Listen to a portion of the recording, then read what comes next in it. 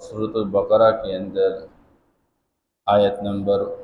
197 جن کا حج کے ساتھ متعلق کچھ احکام ہے۔ اللہ پاک نے حج ویسے تو بیت اللہ کی تعمیر شروع سے جب ہو چکی ہے، ابراہیم علیہ السلام کے ہاتھوں بعد میں اللہ پاک نے تعمیر نو کرا دی، اور پھر ابراہیم علیہ السلام کے حوالے سے اللہ نے وَأَذِّن فِي النَّاسِ اعلان کروایا لوگوں کے اندر کہ آپ حج کیجئے۔ تو جن لوگوں نے لبیک کہہ دیا ہے، اللہ ہم سب کو نصیب فرمائیں گے، اللہ ہم سب کو لوگوں میں سے قرار دیں۔ لیکن حج کے لیے پہلی چیز فرضیت کے حوالے سے وہ اتنے مال کا مالک بن جانا ہے کہ جس سے بندہ بیت اللہ کی زیارت کر سکے، واپس اپنا گھر پہنچ سکے، اور جتنے دن وہاں گزارنے ہیں اتنے دن کے مطابق اپنے گھر میں خرچہ جوڑ سکے۔ پھر اللہ پاک نے حج کے مخصوص ایام، مخصوص اعمال اور مخصوص جگہ میں وہ لازم کیے ہوئے ہیں۔ ایام وہ ذی الحج کے ایام ہے، اور یہاں پہ 8ویں، 9ویں، 10ویں، 11ویں، 12ویں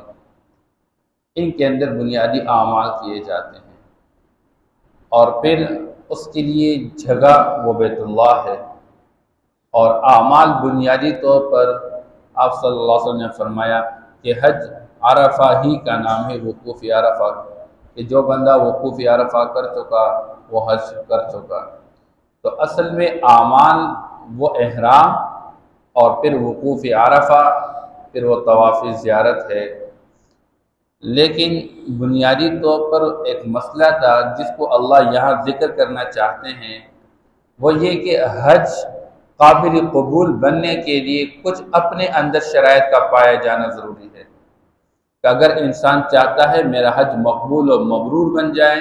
اس کے لیے ضروری ہے کہ سب سے پہلے اپنے آپ کو، اپنے نفس کو کنٹرول کرتے ہوئے کسی قسم کی بیہودہ بات نہ کہہ دیجیے، یہاں تک اپنے حلال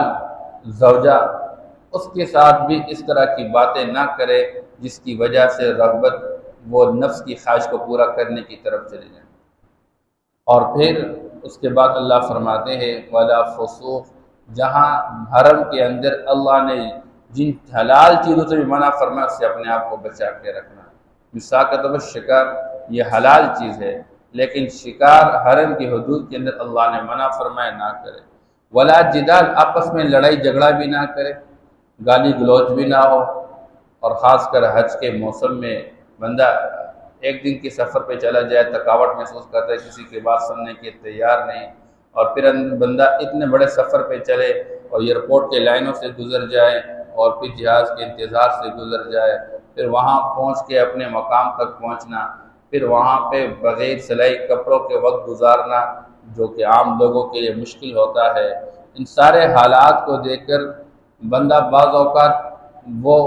جلد بازی کرتا رہتا ہے، دوسرے کی بات سننا، صبر کا مظاہرہ بہت مشکل ہوتا ہے۔ لیکن اللہ فرماتے ہیں حج کی بنیادی چیز، آپ صلی اللہ علیہ وسلم نے فرمایا جو حج کر چکا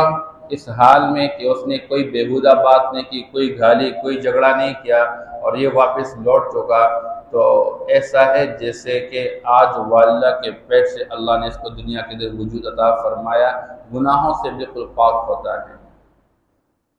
مسئلہ یہ تھا کہ جو وہاں کے قریش کے سردار، مختلف قسم کے اس قبیلے کے لوگ تھے، وہ حج کے احکام کے حوالے سے اصل تو وقوف عرفہ ہے، جیسے آج وہاں پر انشاءاللہ العزیز لوگ تقریباً 12 بجے سے پہلے پہلے میدان عرفات تک پہنچ جائیں گے، اور آج کے دن وہاں پہ ظہر کی نماز، عصر کی نماز وہ ظہر کے وقت میں پڑھ لیں گے، اور پھر وہیں سے سورج غروب ہو جانے کے تھوڑی دیر بعد نکل جائیں گے، آگے مزدلفہ میں چلے جائیں گے۔ تو مزدلفہ کا جو میدان ہے، اب وہاں پہ جو ٹھہراؤ ہے، اسٹے ہے، یہ حج کے فرائض میں سے نہیں ہے، لیکن اللہ کے رسول صلی اللہ تعالی علیہ وسلم میدان عرفات سے نکل کر وہاں پر تو یہ لوگ کہتے تھے جی ہاں یہ ہمارے لیے نہیں ہے، ہماری شان کے خلاف ہے کہ ہم یہاں سے نکل جائے اور مزدلفہ چلے جائے پھر وہاں سے مینا آ جائے، تو ہم نکلنے کے تیار نہیں، تو یہ عرفات سے ڈائریکٹ مینا میں آ جاتے تھے، یہ اپنی شان کے خلاف سمجھتے تھے۔ اللہ نے فرمایا فَإِذَا أَفَضْتُم مِّنْ عَرَفَاتٍ فَاذْكُرُوا اللَّهَ عِندَ الْمَشْعَرِ الْحَرَامِ، اے لوگو جب تم عرفات سے لوٹ جاؤ تو جا کے مشعر حرام کے پاس اللہ کو یاد کرتے رہا کرو، تم تو اس سے پہلے ناواقف تھے، تمہیں کوئی پتہ ہی نہیں تھا، اللہ نے اپنا پیغمبر بھیج کے تمہیں حج کے بارے میں تمام تعلیمات دیے۔ ثم افیضوا من حیث افاض الناس، پھر جہاں سے لوگ لوٹتے ہیں تم بھی وہاں سے لوٹ جاؤ، جیسے عرفات سے لوگ مزدلفہ چلے جاتے ہیں اور مزدلفہ سے مینا کی طرف آتے ہیں، تو تم لوگ بھی عرفات سے جا کے مزدلفہ پہنچ جاؤ اور مزدلفہ سے پھر مینا کی طرف واپس آ جاؤ۔ تو اللہ جل شانہ نے یہاں پر اس چیز کو ایک تو یہ بیان فرمایا۔ اچھا، عرفات کے میدان میں تو لوگ دعائیں مانگتے رہتے ہیں، لیکن مزدلفہ میں چلے جاتے پھر وہاں سے مینا کی طرف آتے ہیں، تو یہاں کے جو عرب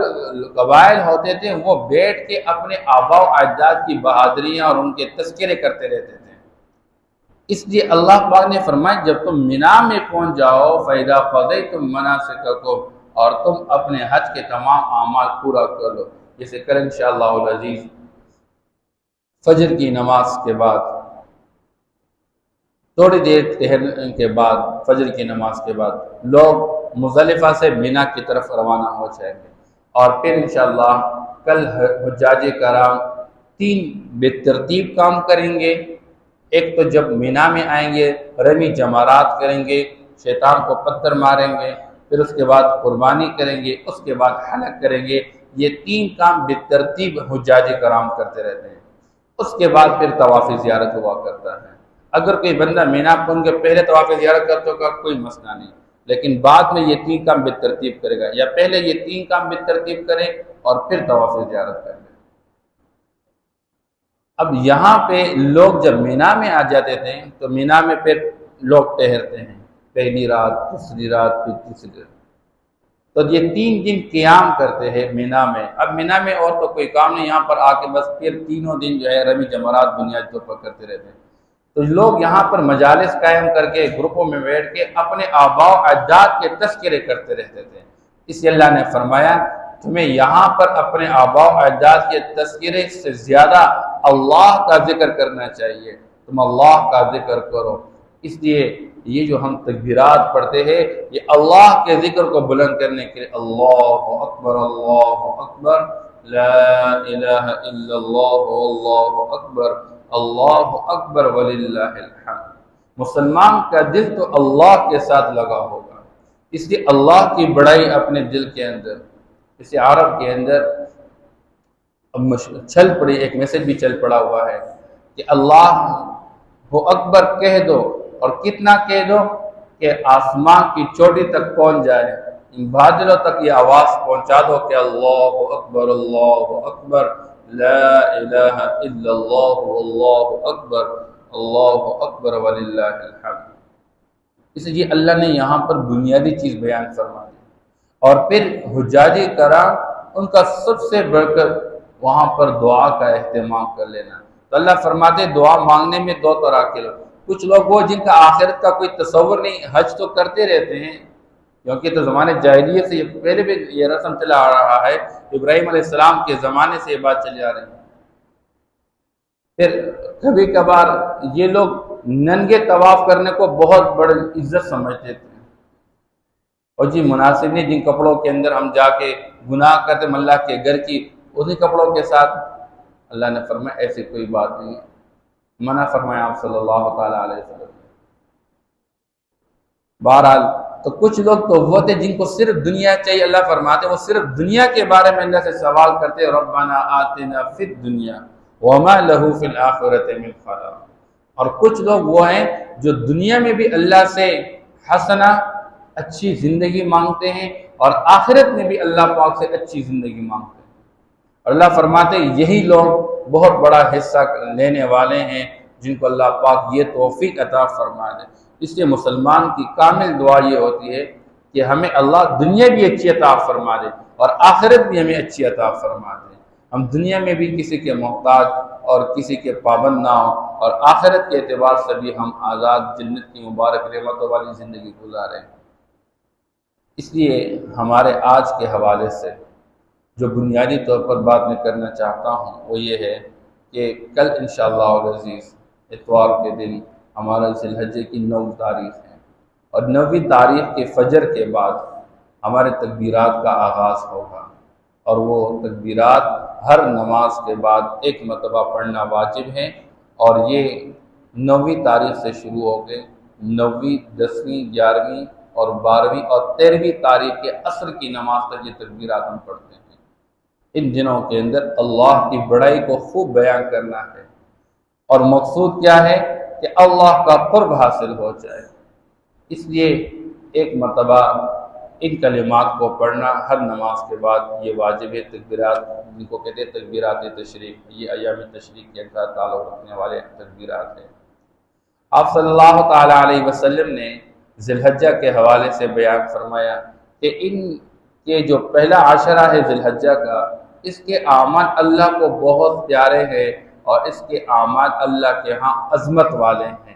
اس لیے آپ صلی اللہ علیہ وسلم نے فرمایا فَأَكْثِرُوا فِيهِنَّ، ان دنوں کے اندر تم لوگ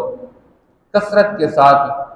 پڑھا کرو کون سی چیز؟ التسبیح والتحمید والتحلیل والتکبیر۔ سبحان اللہ کثرت کے ساتھ پڑھو، الحمدللہ کثرت کے ساتھ پڑھو، لا الہ الا اللہ کثرت کے ساتھ پڑھو، اللہ اکبر کثرت کے ساتھ پڑھو۔ آپ صلی اللہ تعالی علیہ وسلم نے فرمایا ایک مرتبہ سبحان اللہ کہنا، فرمایا یہ جنت کے اندر اپنے لیے درخت لگانا ہے۔ آپ صلی اللہ علیہ وسلم نے فرمایا جنت کی جو میدان ہے وہ چٹیل میدان ہے، اپنے وہاں پر درخت لگاؤ، اور وہاں کے درخت کیا ہے؟ سبحان اللہ، الحمدللہ، لا الہ الا اللہ، اللہ اکبر۔ یہ جنت کے اندر اپنے لیے درخت لگانے ہیں۔ ایک موقع پر آپ صلی اللہ علیہ وسلم نے فرمایا تم میں سے کوئی بندہ ہے جو احد پہاڑ کے برابر روز نیکی کما لے؟ صحابہ نے فرمایا اللہ کے رسول اتنی نیکیاں کرنا تو مشکل ہے۔ حضور نے فرمایا نہیں، میں بتاتا ہوں، سبحان اللہ کہہ دیجئے، ایک احد کے پہاڑ کے برابر اللہ نیکیاں عطا فرماتے ہیں۔ الحمدللہ ایک احد کے پہاڑ کے برابر، اور لا الہ الا اللہ ایک احد پہاڑ کے برابر، اور اسی طرح اللہ اکبر ایک احد پہاڑ کے برابر نیکیوں کا ثواب اللہ عطا فرماتے ہیں۔ بلکہ آپ صلی اللہ علیہ وسلم نے فرمایا کہ یہ سبحان اللہ الحمدللہ کہنا یہ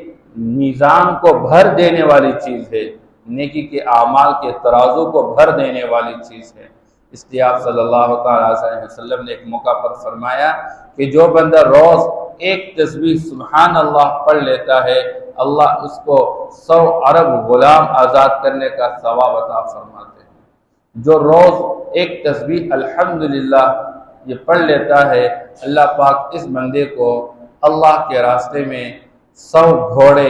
میدان جہاد میں ساز و سامان کے ساتھ صدقہ کرنے کا ثواب عطا فرماتے ہیں۔ جو بندہ روز اللہ اکبر ایک تسبیح پڑھتا ہے 100 مرتبہ، اللہ پاک اس بندے کو 100 اونٹ اللہ کے راستے میں قربانی کرنے کا ثواب عطا فرماتے ہیں۔ اور آپ صلی اللہ علیہ وسلم نے فرمایا جو ایک تسبیح لا الہ الا اللہ کا پڑھ لیتا ہے، اللہ پاک اس بندے کو زمین سے لے کر آسمان تک کے خلا کو نیکیوں سے بھر کے عطا فرماتے ہیں۔ اور کتنی بڑی بات ہے، اس لیے ان ایام کے اندر ہماری ذمہ داری یہ ہے۔ تیسری چیز وہ یہ ہے کہ اس مہینے کے اندر سب سے بڑھ کر عمل وہ آپ صلی اللہ تعالی علیہ وسلم نے ایک تو حجاج کرام حج کا عمل کرتے ہیں، لیکن عام مسلمان عالم وہ قربانی کا عمل کرتے ہیں، اور قربانی کا عمل کس دن ہوتا ہے؟ ذی الحجہ کی 10ویں تاریخ کو۔ اس لیے ذی الحجہ کی 10ویں تاریخ کو اس سے بڑھ کر کوئی عمل نہیں کہ بندہ اللہ کی رضا کے لیے ایک حلال جانور کا خون بہا دے، اس کا قطرہ زمین تک پہنچنے سے پہلے اللہ انسان کے سارے گناہوں کو معاف فرماتے ہیں۔ اور یہاں تک فرمایا قربانی کے جانور کے ہر بال کے بدلے اللہ ایک نیکی عطا فرماتے ہیں۔ اس لیے مقصود قربانی سے وہ کیا ہے کہ اللہ کا قرب حاصل ہو جائے، تو اخلاص کا جذبہ ساتھ ہو، اور پھر ہمارے لیے ان ایام کے اندر جو مسنون اور مستحب عمل ہے وہ آپ صلی اللہ تعالیٰ علیہ وسلم نے رات کے قیام اور دن کے روزے کے بارے میں بیان فرمایا۔ لیکن عید کے دن روزہ کوئی نہیں ہے، یہ عید کے دن یہ اللہ کی طرف سے انسانوں کے لیے مہمان نوازی ہے، اس سے ان 3 دنوں میں عید کے دن میں روزہ رکھنا یہ منع قرار دیا گیا، آپ روزہ نہ رکھیں، خصوصی طور پر پھر عید کے دن۔ اس لیے آپ صلی اللہ تعالیٰ علیہ وسلم کا جو عمل تھا وہ یہ تھا کہ عید الفطر کے موقع پہ آپ عید کی نماز سے پہلے تاک کھجور نوش فرماتے تھے۔ اس لیے سنت یہ ہے کہ عید الفطر کے موقع پہ بندہ نماز کے لیے آنے سے پہلے پہلے تاک کھجور کھا لے، اور عید الاضحیٰ کے موقع پہ آپ صلی اللہ تعالیٰ علیہ وسلم امساک کرتے تھے۔ امساک کا معنی ہے روکنا، اپنے آپ کو رکتے تھے کھانے پینے سے۔ جب قربانی ہو جاتی تو قربانی کے گوشت سے پھر کھانا شروع فرماتے تھے۔ اس لیے یہ ایک مستحب عمل ہے، جس کو اللہ توفیق دے وہ کر سکے، اچھی بات ہے کہ وہ پھر قربانی کے گوشت کا انتظار کرے۔ لیکن آج کل اجتماعی قربانی کا موقع ہوتا ہے، اس لیے لوگ جب حصہ لیتے ہیں تو کسی کا حصہ ظہر کے بعد عصر تک پہنچ جاتا ہے، کسی کا مغرب تک، اور کسی کا دوسرے دن ہوتا ہے، تو تب تک تو امساک نہیں ہو سکتا۔ لیکن یہ مستحب عمل ہے، جس کے لیے آسان اس پر عمل کرے، ورنہ پھر عید کی نماز کے بعد کھانا پینا شروع کر لے، اس کو روزہ نہ سمجھے، یہ صرف امساک کہلاتا ہے۔ اللہ پاک ہمیں عمل کرنے کی توفیق نصیب فرمائے۔